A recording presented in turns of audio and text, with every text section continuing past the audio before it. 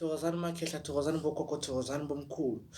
Impela ngiyabonga, ngibonga impela nje ukuphila, ukuphokophela, ukusiza abantu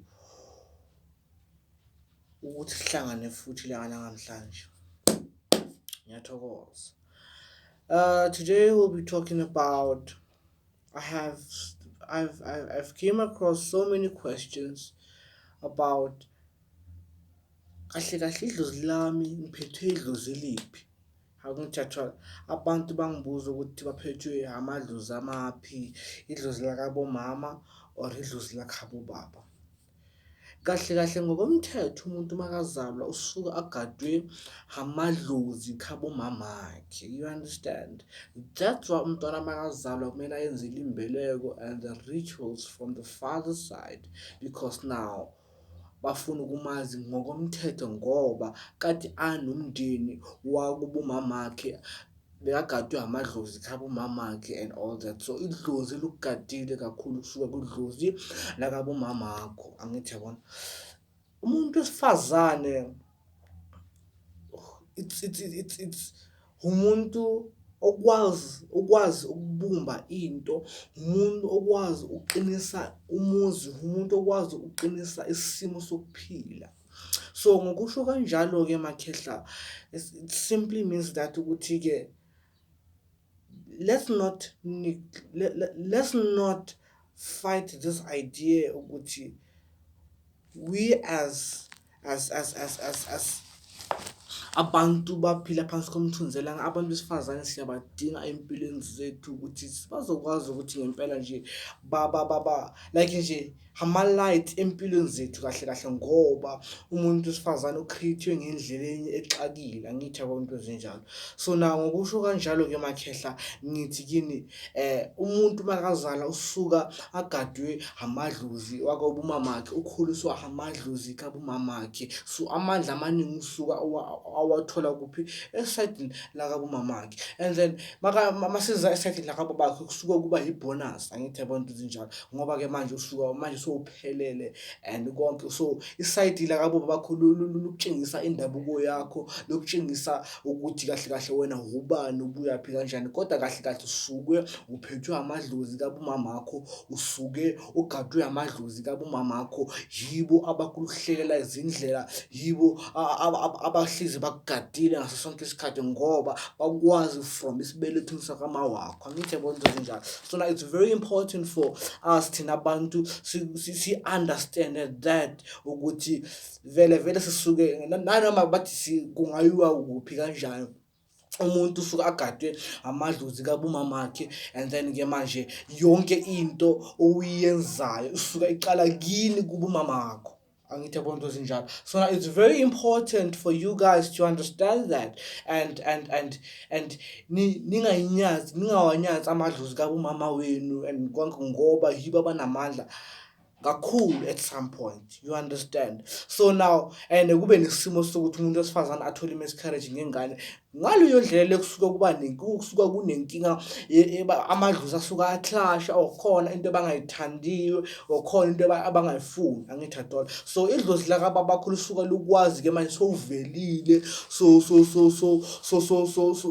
phefumula phansi komthunzelanga wena uyingane. Idlozi lakabo bakho liyeza ke lakuzinge liyeza ukuthi khona wethu sekakhona emhlabeni. Ithi simthole ke manje sizokwazi ukuthi azi ukuthi ubani, ubuyaphi kanjani. Angithi yabona, it's very important for you guys to understand that. Yabona, kodwa kakhulukazi the most important thing here is that umuntu usuke agadwe idlozi lakabo mamakhe, yilo elimbumbayo, yilo elimhlelela izinto, yilo elimvulela izinhlanhla, yilo elimenzela konke ngoba lukwazi from phakathi, lakwazi ukuthi mawugula yilo lugulisayo at some point. You understand? And then idlozi lakabo bakho yibonus nje, lakwazi nalo ukukhulisa, ukwenza ukuthi izinto zakho zivuleke ngenye indlela exakile, uphakame, wenze konke. Idlozi lakababa wakho ke lelo likutshengisa indabuko yakho. You understand? So asingalahlini amasiko wethu Nkosi yami, ngoba abalulekile kithi thina abantu baphila phansi komthunzela. Angikhethi ibala ledlozi, ngisho ungaba Indian, ungaba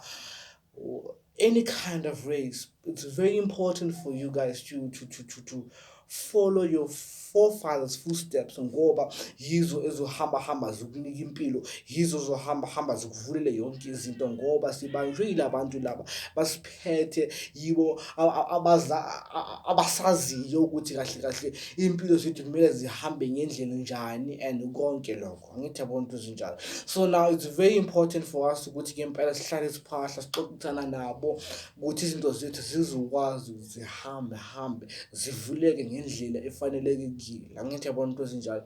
Uma uphethwe idlozi usuke uphethwe amadlozi akwaziyo from esibelethweni sakama wakho. Angithi yabona into ezinjalo. Before idlozi lakaba bakholiza bakokota edlozini lakabo makho bafuna ukunegotiate ukuthi sicela ingane kanje, sicela ukuthi-ke nathi sifuna ukumnika something. Before amadlozi kababakho bazokunika something baqala edlozini lakabo makho ngoba yibo bakugadile. You understand? So it's very important for you guys to understand that.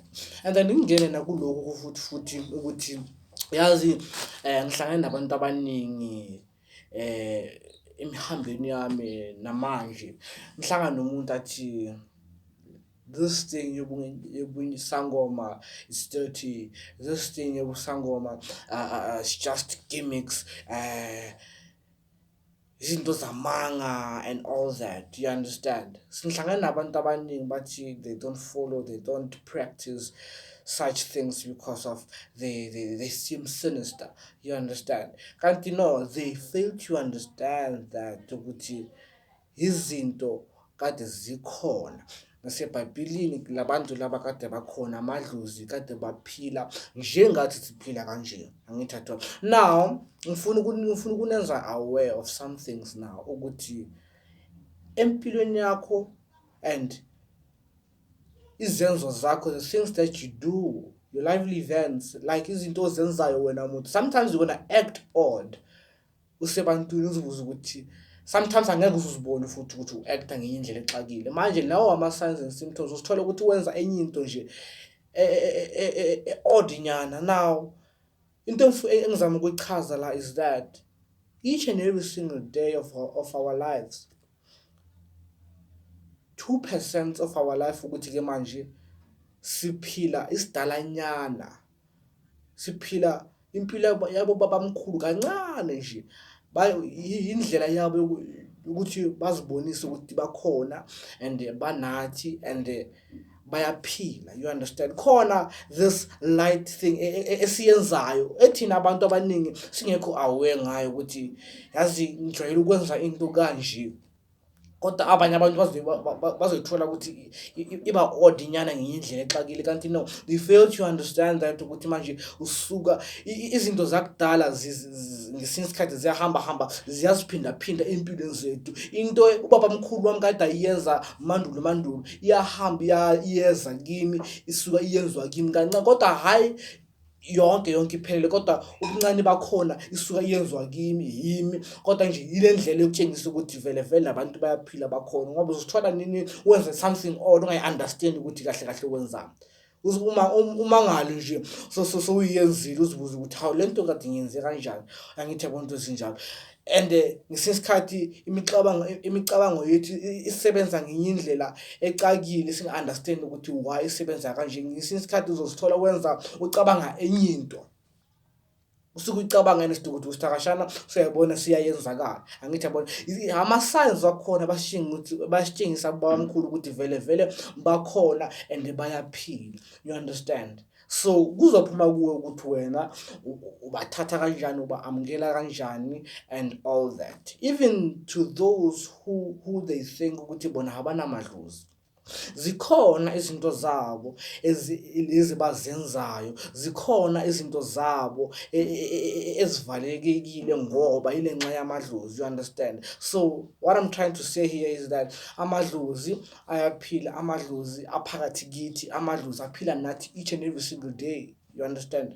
So bayazivakashela. That's why most of the time ebusuku uzozwa ngathi khona into ngathi yakunyakazisa.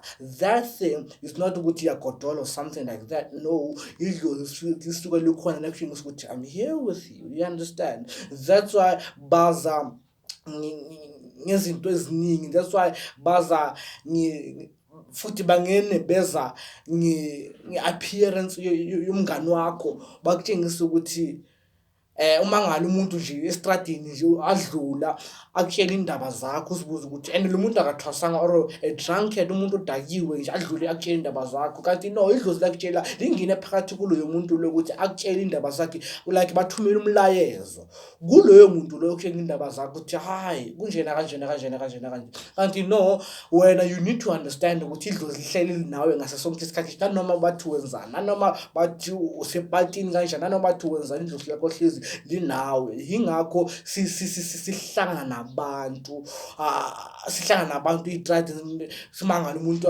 ngisho nehobonyana nje isiko ivumbuke or ugogo nyana ogugile eguge ngendlela exakile azocela ithubopho ngaleyo ndlela leyo uzushaya uvalo uzibuza ukuthi wawushaya uvalo lokho lo azocela ithuba kanti idlozi lakho liyakuthest ukuthi vele uyakholelwa yini vele inhliziyo yakho ivuleke ukufikela kephi ukuthi izinto zakho sizokwazi ukuthi sisidedele zivuleke you understand so it's very important for you guys to understand and respect amadlozi wenu and ke nikhole ukuthi vele bakhona ngoba baphila nathi each and every single day of our lives bakhuluma nathi each and every single days of our lives ingakho siba nalamaphupho alawa sinawo each and every dream has a meaning it can even be iphupho encane nje indlela yabo yokuxoxisana nathi engithi ngiyathola amakhehla so please understand that and do not underestimate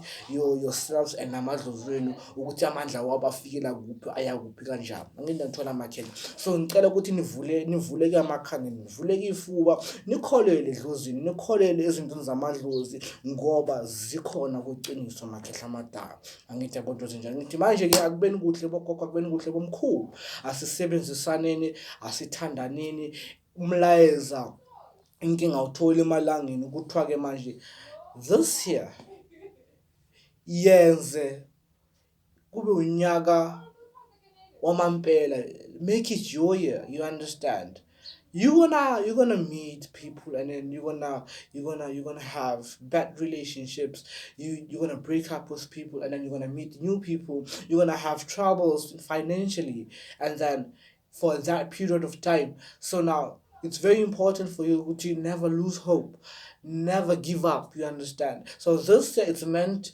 for you to work whatever this year it's meant for when the energies of this year they're quite huge actually. Whatever that you say with your mouth, whatever that you think, isimon sakhe sokuphila. So it's very important for wena ukuthi allow a situation ekhona enzakala njengamanje uyivumele ukuthi iyenzakala so uzokwazi ukungena to the next chapter so that uzokwazi ukuthi uphokophele uye phambili ngoba ukuthi whatever le nto odlula kuyona it simply means ukuthi manje bayakushintsha bayaguqula wena muntu khona impendulo enhle ozoyithola ngalento wena uyifisayo mntana ekhehla into ke imulayezo inkinga uthola and then ngithi nje ngifuna ukuthi dedele ngintshele yona ukuthi makhehla amata ningakhathali ungathi masondlula esimone esijulile uzibuza ukuthi hayi mina ngithanda amadlozi ama ngithanda whatever no akuthanda manje bakutshengise ukuthi manje bafuna ukukushintsha empilweni yakho bafuna bafaka okunye ukushintsha empilweni yakho and mangithi nabheka amakhehla amadala esimon sa January ngama 31st most people they didn't even enjoy those 31st kade bahlalela endlini kade nje yazi bangana that thing ukuthi this is the 31st ziyaphohloka okunjani and all that kade bangenayo that vibe because there's a reason now ukuze umuntu afile kanjalo ngaleli langa leli this 31st edlulile bokunesimo se energy ethi siyalungisa, silungisela impilo zenu. Bokunemeseji ethi kulo nyaka lo kuzoba nama-challenges. Ama-challenges wakhona azokhipha esimweni esibi, akwazi ukufaka esimweni esihle. You understand? Abanye abantu kade bakhala nge-31st, abanye abantu kade nje bakhathele ngenye indlela exakile ungazi ukuthi why bakhathele. Kanti isimo esama-energies kade akhona, amadlozi ngaleso sikhathi bewabhizi. Angithi at all, bewabhizi kade bahlela indlela ukuthi ibe enhle, kade bayipheva ukuthi ibe smart. Angithi yabona, yingakho-ke manje izondlula ethu whatever lezondlula, kodwa definitely khona ushintsho ozoba khona empilweni yakho. Uzothola impendulo zakho, wena nje washaya idolo phansi, waphahla, wacela abakini, wathandaza, inkosi izokusiza. You understand? So it's very important for you guys to understand that whatever that you're going through this year, something good is gonna happen. This energies you feel, amadlozi akho are trying to communicate with you. Please do listen and do as they say. You understand? So ukuze izinto zakho zivuleke mntana ekhehla, ngithi akubeni kuhle, lalela amadlozi akho wenze ukufanelekile. Ngithi akubeni kuhle makhehla.